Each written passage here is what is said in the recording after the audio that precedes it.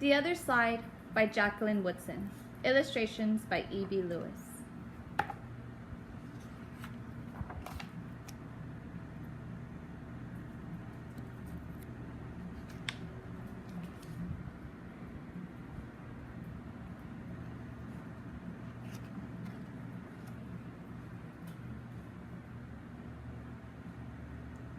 That summer, the fence that stretched through our town seemed bigger. We lived in a yellow house on one side of it. White people lived on the other.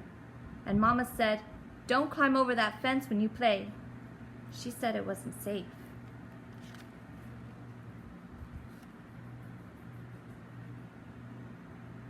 That summer, there was a girl who wore a pink sweater. Each morning she climbed up on the fence and stared over at our side. Sometimes I stared back.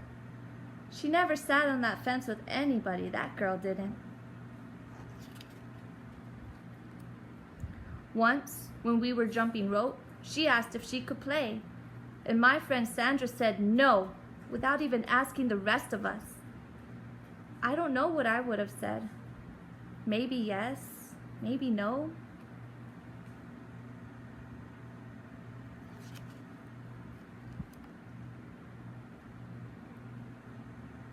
That summer, everyone and everything on the other side of that fence seemed so far away. When I asked my mama why, she said, because that's the way things have always been. Sometimes, when me and Mama went into town, I saw that girl with her mama. She looked sad sometimes, that girl did. "Don't stare," my mama said. "It's not polite." It rained a lot that summer. On rainy days, that girl sat on the fence in a raincoat. She let herself get all wet and acted like she didn't even care. Sometimes I saw her dancing around in puddles, splashing and laughing.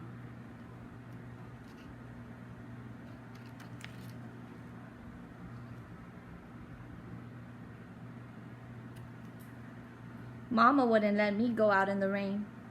"That's why I bought you rainy day toys," my mama said. "You stay inside here, where it's warm and safe and dry." But every time it rained, I looked for that girl. And I always found her, somewhere near the fence.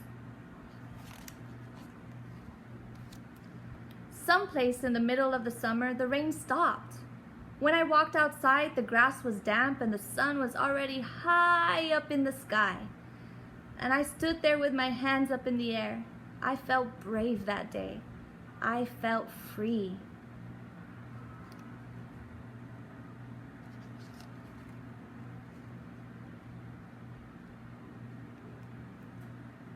I got close to the fence and that girl asked me my name. "Clover," I said. "My name's Annie," she said. "Annie Paul. I live over yonder," she said. "But where you see the laundry, that's my blouse hanging on the line." She smiled then. She had a pretty smile. And then I smiled, and we stood there looking at each other smiling. "It's nice up on this fence," Annie said. "You can see all over." I ran my hand along the fence. I reached up and touched the top of it. "A fence like this was made for sitting on," Annie said. She looked at me sideways.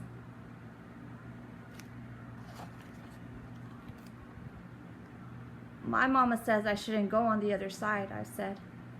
"Well, my mama says the same thing, but she never said nothing about sitting on it." "Neither did mine," I said.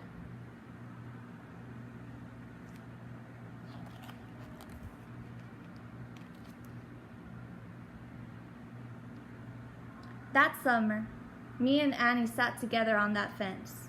And when Sandra and them looked at me funny, I just made believe I didn't care.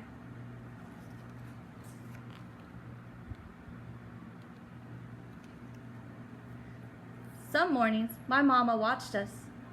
I waited for her to tell me to get down from that fence before I break my neck or something. But she never did. "I see you made a new friend," she said one morning. And I nodded and Mama smiled.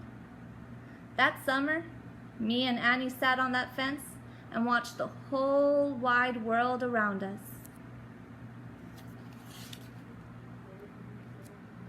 One day, Sandra and them were jumping rope near the fence, and we asked if we could play. "I don't care," Sandra said. And when we jumped, Sandra and me were partners the way we used to be.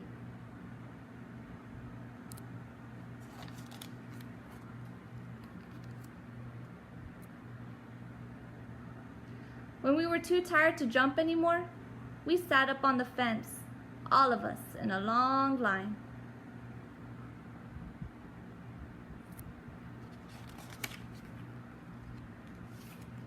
"Someday, somebody's going to come along and knock this old fence down," Annie said. And I nodded. "Yeah," I said, "someday."